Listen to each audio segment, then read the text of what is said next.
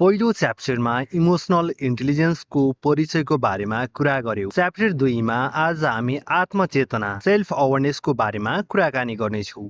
मानव जीवनको रूपान्तरणकारी शक्ति नै आत्मचेतना सेल्फ अवेरनेस हो। मानव चेतनाको सबैभन्दा सुन्दर र अद्वितीय पाछुका रूपमा आत्मचेतनालाई लिइन्छ।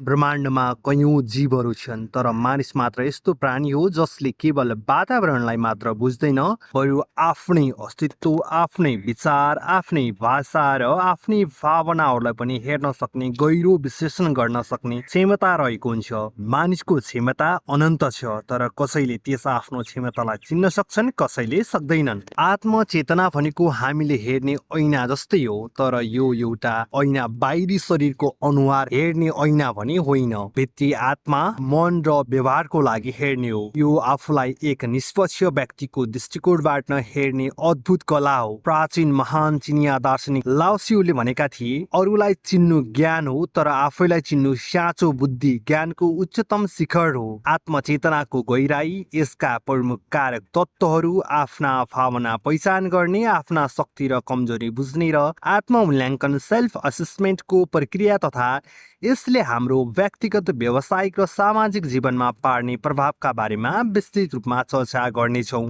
वास्तवमा आत्मचेतना भनेको के हो त?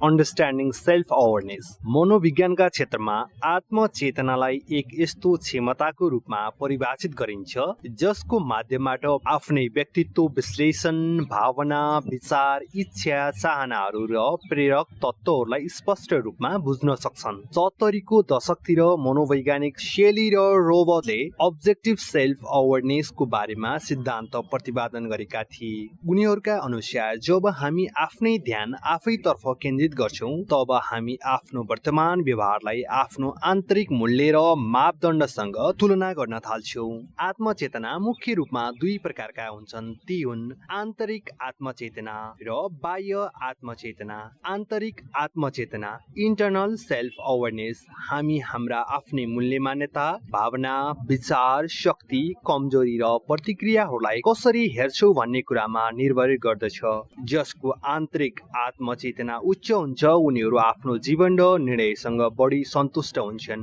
भन्ने कुरा वैज्ञानिक दृष्टिकोणबाट नै परिभाषित भएका छन्। बाह्य आत्मचेतना, एक्सटर्नल सेल्फ अवेरनेस, अरू मानिसहरूले हामीलाई कसरी हेरिरहेका छन् वा हाम्रो व्यवहारले अरूमा कस्तो प्रभाव पारिरहेको छ भनी बुझ्नु नै बाह्य आत्मचेतना हो। यसले सहनशीलता, नेतृत्व क्षमता र सहानुभूति बढाउन मद्दत गर्दछ। आफ्ना भावना पहिचान गर्ने, रिकग्नाइजिङ योर इमोसन्स। आत्मचेतनाको पहिलो र सबैभन्दा महत्त्वपूर्ण खम्बा भनेको आफ्ना भावनाहरूको पहिचान, चिन्ने र स्वीकार गर्न सक्नु। हामी हरेक पल कुनै न कुनै भावनाको अनुभव गरिरहेका हुन्छौँ, चाहे सकारात्मक पल होस् या नकारात्मक पल। कहिले खुसी, कहिले क्रोध, कहिले डर, कहिले ईर्ष्या। तर विडम्बना के छ भने धेरै जसो मानिसहरू आफू कुन भावनाबाट गुजिरहेका छन् र किन त्यस्तो महसुस भइरहेको छ भन्ने कुरामा प्राय अनजान हुने गर्दछन्। भावनाहरूको नामाकरण। जब हामी कुनै मानसिक तनाव वा दबावमा हुन्छौँ, हामी सामान्यतया मलाई राम्रो लागेको छैन वा म तनावमा छु भन्छौँ, तर आत्मचेतनाले हामीलाई अझ गहिरो गरी भावनाको पहिचान गर्न सिकाउँछ। के त्यो तनाव वास्तवमा डर हो वा असुरक्षाको भय हो वा निराशा हो? मनोवैज्ञानिक ड्यानियल गोलम्यानका अनुसार भावनाहरूलाई सही नाम दिन सक्नु अथवा सही पहिचान गर्न सक्नु नै भावनात्मक बुद्धिमत्ताको पहिलो चरण हो। जब तपाईँ भन्न सक्नुहुन्छ, अहिले मलाई रिस उठिरहेको छ किनभने मेरो कुरा सुनुवाई भएन, मेरो कुरा कसैले बुझेनन् भन्ने भ्रममा परिरहनुहुन्छ, तब तपाईँ भावनाको नियन्त्रणमा हुनुहुन्न, बरु भावना तपाईको नियन्त्रणमा आउन थाल्छ। मनमा अनेक पीडा बोधको महसुस गरिरहनुहुनेछ। शारीरिक संकेतहरू बुझ्ने, माइन्ड बडी कनेक्सन। भावनाहरू वा इमोसन्सहरू केवल मस्तिष्कमा मात्र उत्पन्न हुँदैनन्, तिनीहरूले शरीरमा पनि आफ्नो प्रतिक्रिया जनाउने गर्दछन्। उदाहरणका लागि, डर वा चिन्ता लाग्दा मुटुको धड्कन तीव्रता हुनु, हत्केला सुक्नु वा पेटमा असहज वा पेट गडबड भए जस्तो हुनु शारीरिक रूपमा मानसिक अवस्थालाई दबाब दिनु एक प्रकारको भावनाहरूको खेल हो। रिस उठ्दा बङ्गरा वा मुच्छी कसिने, अनुहार तातो हुने, आफ्ना शरीरका यी सङ्केतहरूलाई समयमै चिन्नु आत्मचेतनाको ठुलो पाछु हो। यसले हामीलाई भावनाको विस्फोट हुनु अगावै आत्मनियन्त्रण सेल्फ रेगुलेसन गर्ने अवसर दिनेछ। भावनाहरूको पछाडि किन खोज्ने हो त वाइ बिहाइन्ड इमोसन्स। भावनाहरू पहिचान गर्नु भनेको केवल म दुखी छु भन्नु मात्र होइन, बरु म किन दुखी छु भनेर खोज्नु हो। के यो दुःख वर्तमान परिस्थितिको कारणले हो वा विगतको कुनै नराम्रो अनुभवको सम्झनाका कारणले। जब हामी भावनाको मूल जरा रुट कजसम्म पुग्छौँ तब मात्र हामी त्यसको सही व्यवस्थापन गर्न सक्छौँ। आफ्ना शक्ति र कमजोरी बुझ्ने। कुनै पनि युद्ध जित्नका लागि आफ्नो सेनाको शक्ति र शत्रुको कमजोरी मात्र होइन, आफ्नै वास्तविक क्षमताको ज्ञान हुनु जरुरी हुने गर्दछ।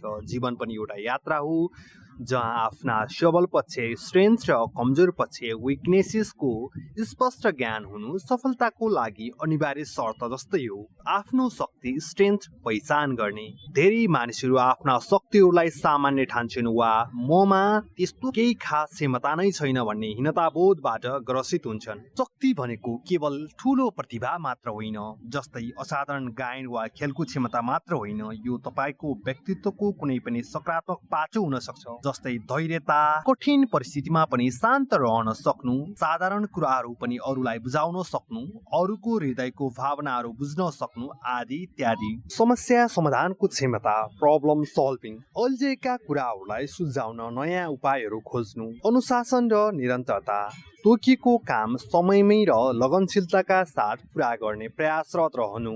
आफ्ना शक्तिहरू बुझ्दा आत्मविश्वास सेल्फ कन्फिडेन्स बढ्छ र व्यक्तिले सही ठाउँमा आफ्नो ऊर्जावान शक्तिलाई प्रयोग गर्न सक्नेछ। आफ्ना कमजोरी विकनेस स्वीकार गर्ने। कमजोरी हुनु कुनै पाप वा लाजमर्दो कुरा होइन, यो मानव हुनुको प्रमाण इभिडेन्स जस्तै हो। भनिन्छ संसारमा कोही पनि पूर्ण छैन, मात्र भगवानदेखि बाहेक। तर आफ्ना कमजोरीहरूलाई लुकाउनु वा अस्वीकार गर्नु चाहिँ आत्मविकासको बाटो बन्द गर्नु हो। कमजोरीहरू विभिन्न प्रकार शैलीका हुन सक्छन्।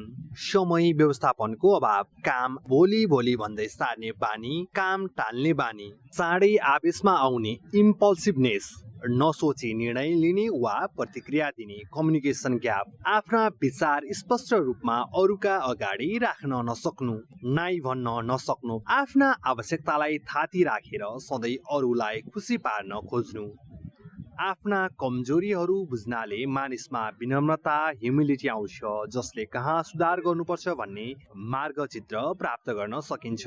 आत्ममूल्याङ्कन सेल्फ असेसमेन्ट। आफ्ना भावना, शक्ति र कमजोरीहरू थाहा पाइसकेपछि तिनीहरूको व्यवस्थित विश्लेषण गर्ने प्रक्रिया नै आत्ममूल्याङ्कन हो। यो एक प्रकारको आन्तरिक अडिट, इन्टर्नल अडिट हो। यसले हामीलाई हाम्रो वर्तमान अवस्था र हामी पुग्न चाहेको लक्ष्य बीचको दूरी ग्यापलाई पूरा गर्ने माध्यम बन्दछ र हाम्रो आफ्नो सपना काम सम्पन्न गर्न सहयोग पुग्दछ।